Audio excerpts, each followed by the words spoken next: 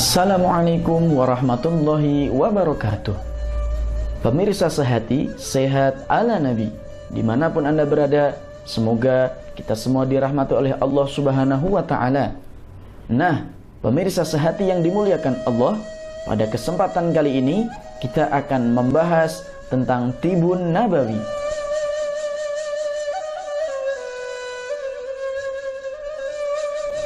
Pemirsa sehati, sehat ala Nabi.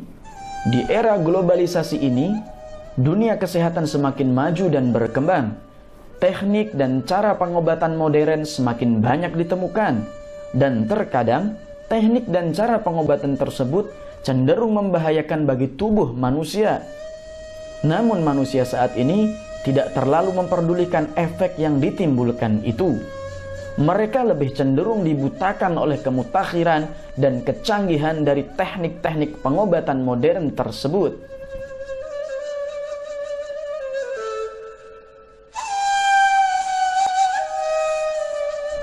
Kebanyakan manusia sekarang mulai melupakan teknik-teknik pengobatan secara agama yang sudah ada sejak zaman dahulu, terutama umat muslim. Sejak zaman Rasulullah SAW, pengobatan secara agama sudah dikenal untuk menyembuhkan berbagai macam penyakit.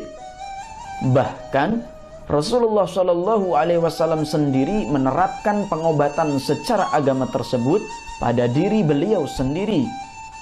Pengobatan secara agama tentunya aman diterapkan dalam proses penyembuhan suatu penyakit, karena pengobatan secara agama memiliki tingkat resiko yang lebih rendah dibandingkan pengobatan modern yang kini banyak ditemui. Istilah pengobatan ala Rasulullah SAW ini dikenal dengan nama Tibun Nabawi. Sejauh mana kita mengenal dengan istilah Tibun Nabawi tersebut? Berikut penjelasannya.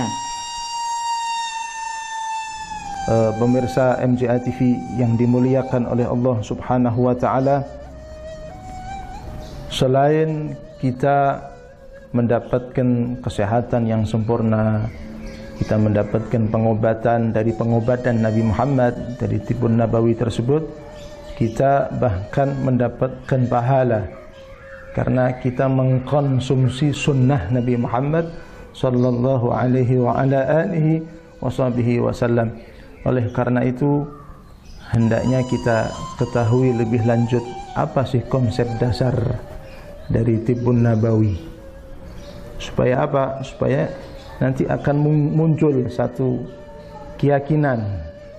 Karena pengobatan itu ketika diiringi dengan satu keyakinan, apalagi itu sunnah Nabi Muhammad, maka akan memunculkan satu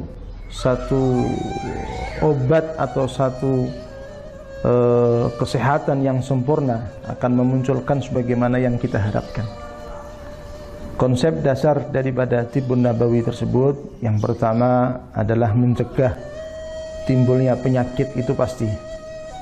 Mencegah timbulnya penyakit. Yang kedua, mengkonsumsi makanan yang berkualitas dan bergizi dengan nutrisi yang cukup dan lengkap, karena tidak ada warisan Nabi Muhammad SAW yang tidak bermanfaat sedikit pun. Salah satunya adalah ketika kita mengkonsumsi Tibun Nabawi yang diwariskan oleh Nabi Muhammad SAW, selain berkualitas, mempunyai nutrisi yang cukup dan lengkap. Yang ketiga, ketika kita mengkonsumsi makanan yang disunnahkan Tibun Nabawi yang diwariskan oleh Nabi Muhammad, otomatis kita tidak akan mungkin mengkonsumsi makanan atau obat-obatan yang beracun, makanan dan obat-obatan yang tidak akan membawa manfaat kepada kita, mustahil. Pasti makanan tersebut sudah betul-betul berkualitas dan dijaga oleh Allah Subhanahu wa Ta'ala. Karena tidaklah Allah Subhanahu wa Ta'ala memberikan penyakit kepada kita kecuali Allah Ta'ala pun menurunkan atau memberikan obat dari penyakit tersebut, memberikan kesembuhan yang sempurna dari penyakit yang telah diujikan oleh Allah Ta'ala kepada kita. Di dalam satu hadis Nabi Muhammad sallallahu alaihi wa ala alihi wasallam bersabda, "Innallaha azza wa jal lam yanzil da'an illa anzala lahu shifa' illa al-haram. Fa'alaikum bi albanil baqar fa innaha tarummu min kulli syajar." Sesungguhnya Allah Subhanahu wa taala tidaklah menurunkan suatu penyakit terkecuali Allah Ta'ala juga menurunkan kesembuhan pula, kecuali untuk penyakit yang sudah lama, maka Anda harus minum susu. Kecuali penyakit yang sudah lama, maka Anda harus minum susu. Susu apa? Susu bagar, susu sapi, karena itu dikumpulkan dari berbagai tanaman. Sapi makan tanaman ini, makan tanaman itu, makan rumput, dikumpulkan di dalam tubuh si sapi tadi ini, muncul yang namanya susu sapi. Nah, ini dianjurkan dan bahkan bisa menjadi obat terhadap penyakit yang sudah lama. Selanjutnya di dalam satu hadis pula, hadis riwayat Bukhari Muslim, yang tadi adalah hadis Imam Abu Dawud, yang sekarang Imam Bukhari Muslim dan Imam Tirmidzi, dikatakan bahwasanya tentang masalah anjuran untuk mengkonsumsi habbatus sauda dan mengkonsumsi minyak zaitun. Nah, mengkonsumsi zaitun ini juga termasuk daripada tibbun nabawi, yang insyaallah nanti kita akan bahas lebih lanjut lagi dan lebih lengkap lagi insyaallah. Maka perlu kita tanamkan dalam hati kita bahwasanya ketika sunnah dalam tibbun nabawi ini diiringi dengan keyakinan dan littiba' bin nabi, untuk mengikuti daripada sunnahnya Nabi Muhammad, apa yang telah dianjurkan dan dipakai oleh Nabi Muhammad sallallahu alaihi wasallam, insyaallah tidak ada penyakit yang tidak dapat diobati. Insyaallah, yakin dan ittiba' kepada Nabi Muhammad, tidak ada penyakit yang tidak bisa diobati insyaallah, kecuali penyakit yang membawa kematian, kata Rasulullah, illa sam. Apa itu sam? Kata Sayyidah Aisyah, apa itu sam ya Rasulullah? As-sam adalah kematian.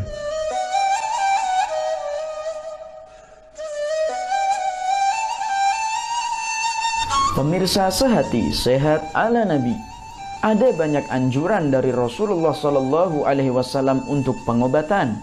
Salah satunya adalah dengan terapi bekam. Dalam bahasa Arab, bekam dikenal dengan istilah hijamah. Sementara dalam bahasa Indonesia, bekam dikenal dengan sebutan kop atau cantuk.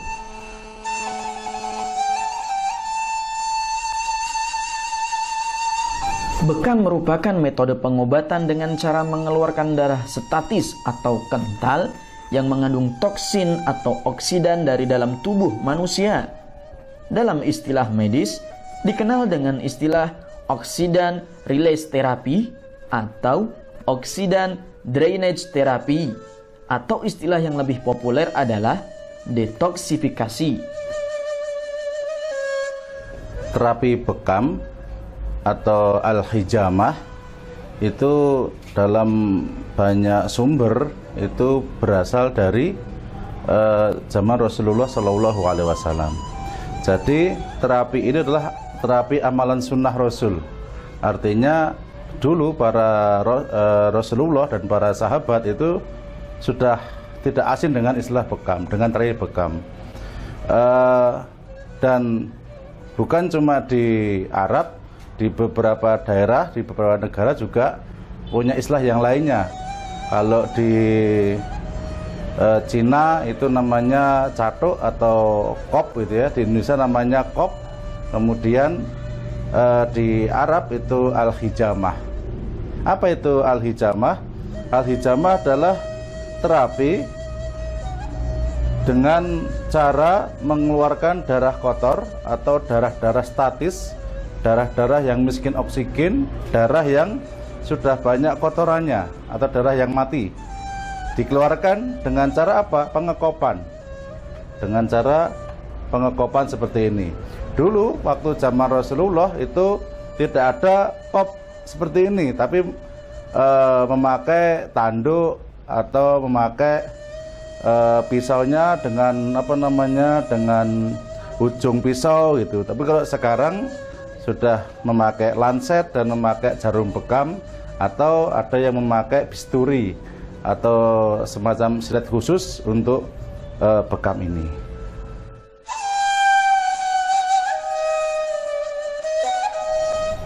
Dengan melakukan penghisapan atau vakumisasi, maka terbentuklah tekanan negatif di dalam cawan atau kop, sehingga terjadi drainase cairan tubuh berlebih atau darah kotor yang diikuti toksin, menghilangkan perlengketan atau adhesi jaringan ikat dan akan mengalirkan darah bersih ke permukaan kulit dan jaringan otot yang mengalami stagnasi serta merangsang sistem syaraf.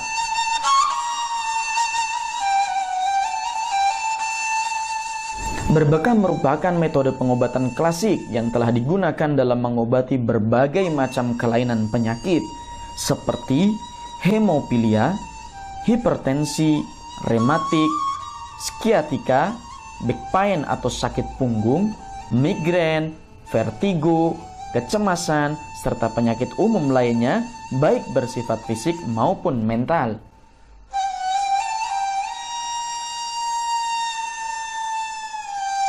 Terapi bekam sendiri memang dari istilah medis ada hubungannya. Jadi bekam itu sendiri kan dia kalau dari medis dia akan membersihkan dari tubuh dari darah yang rusak.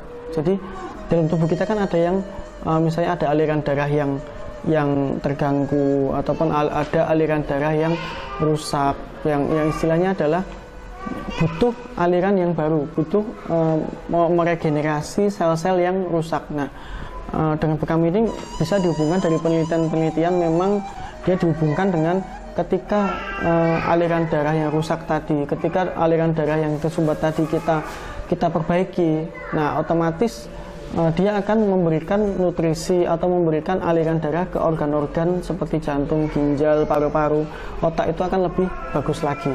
Nah, ketika kondisi aliran darah yang rusak tadi, aliran darah yang tersumbat tadi, itu pasti dia akan berpengaruh terhadap kondisi organ tubuh yang lain. Makanya prinsip dari bekam ini memang dia berhubungan dengan memperbaiki dari aliran darah, sehingga itu akan berdampak pada kekebalan meningkat, lalu tidak mudah kena penyakit, bakteri dan virus tidak gampang masuk dalam tubuh kita gitu. Nah, dari manfaat bekam ini sendiri memang kalau dilihat dari medis memang beberapa bermanfaat. Jadi yang pertama memang manfaatnya ya tadi mengobati dari gangguan darah. Dengan gangguan darah diobati, otomatis kan alirannya juga akan baik. Yang kedua, dia juga berhubungan dengan penyakit rematik, lalu kesuburan, dan aliran darah tadi juga berhubungan dengan masalah kulit juga. Lalu selain itu juga dengan aliran darah dari darah tinggi atau hipertensi, nah itu juga akan memperbaiki juga dari itu juga. Nah, selain itu ke kepala, kadang kita sering mengeluh pusing, migrain, ataupun kepala kayak senut-senut, nah itu aliran darah diperbaiki, otomatis juga pusing juga akan berkurang. Nah, kalau pada paru-paru memang nanti manfaatnya ketika kita punya penyakit paru flek ataupun penyakit paru sesek, asma, sejak kecil, dengan aliran darah diperbaiki, itu juga ada hubungannya dengan perbaikan kondisi seperti itu. Darah tinggi, kolesterol itu sering, gula darah itu sering. Kemudian lambung itu juga sering kita jumpai pasien mengeluh seperti itu. Nah, ini dengan asam lambung tinggi, nah itu sangat bagus di bekam. Kenapa? Karena asam lambung itu karena terlalu asam, ini kondisi lambungnya terlalu banyak gasnya, maka ketika kita terapi dengan bekam, maka angin akan keluar, sehingga nanti insya Allah setelah bekam pasien atau klien yang mengalami asam lambung tinggi itu akan enak tubuhnya ya, karena berkurang asamnya.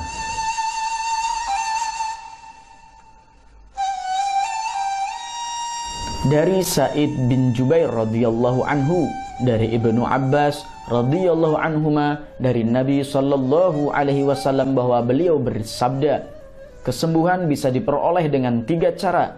minum madu, sayatan pisau bekam, dan sundutan besi panas. Dan aku melarang umatku menggunakan pengobatan dengan besi panas. Hadis riwayat Al-Bukhari.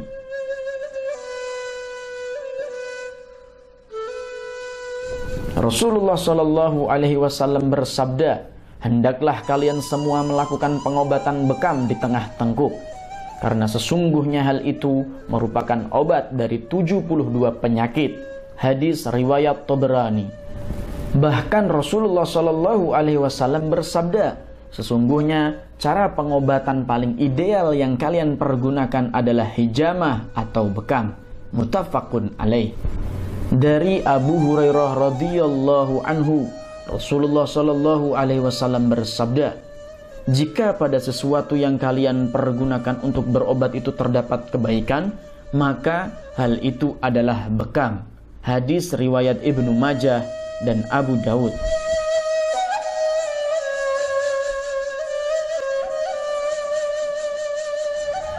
Selain sunnah, berbekam sangatlah penting untuk kesehatan sebagaimana yang telah dilakukan dan dianjurkan oleh Nabi Muhammad sallallahu alaihi wasallam. Sebagaimana sabda Nabi Muhammad sallallahu alaihi wasallam, beliau bersabda, ihtajama, termasuk di dalam satu sedikit ada kisahnya begitu. Ihtajama Rasulullah sallallahu alaihi wasallam, hajamahu Abu Taibah wa a'tahu sa'aini min ta'amin wa kallama mawaliyahu fakhaffafu anhu wa qala inna amthala ma tadawaitum bihil hijamah wal qustul bahari wa qala la tu'adzibu sibyanakum bil ghamzi minal uzrah wa alaikum bil qusti. Satu saat Rasulullah sallallahu alaihi wasallam pernah berbekam kepada Abu Taibah. Ya, Rasulullah dibekam oleh sahabat Abu Taibah. Lalu beliau Nabi Muhammad memberikan 2 sok makanan. So'aini, 2 sok makanan kepada Abu Taibah ini, dan menyarankan supaya meringankan beban hamba sahayanya.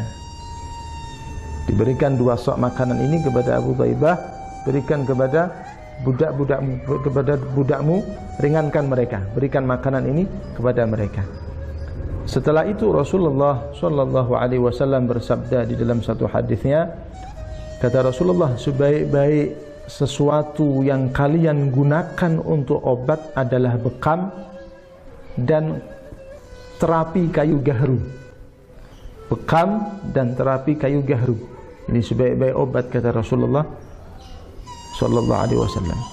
Dan beliau juga bersabda, dan janganlah kalian sakiti anak kalian dengan memasukkan jari ke dalam mulut. Menyakiti anak kalian dengan memasukkan jari ke dalam mulut.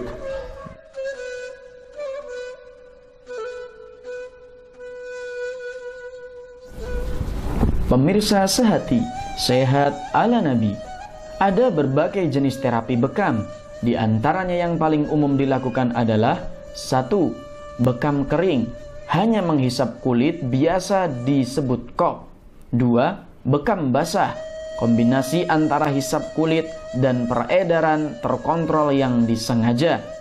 Kedua jenis bekam menggunakan zat yang mudah terbakar seperti alkohol, herbal, atau kertas yang ditempatkan di dalam cangkir dan dibakar.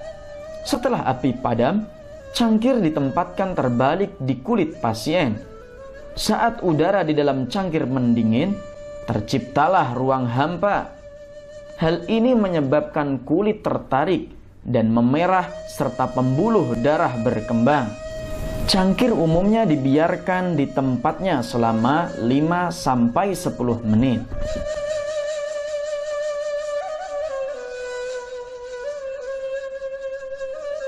bekam itu ada dua macam. Ada bekam kering. Nah seperti ini namanya bekam kering. Jadi bekam hanya mengeluarkan angin saja, tanpa ada penusukan atau penyayatan dengan jarum atau pisau khusus, yaitu pisau bekam. Ada dua. Nah ini kita sedang melakukan bekam kering. Kalau ini hanya untuk mengeluarkan angin, supaya angin dalam tubuh stabil, seimbang seperti itu. Karena kalau terlalu banyak angin maka nanti ada namanya istilah masuk angin. Nah ini karena terlalu banyak angin dalam tubuh.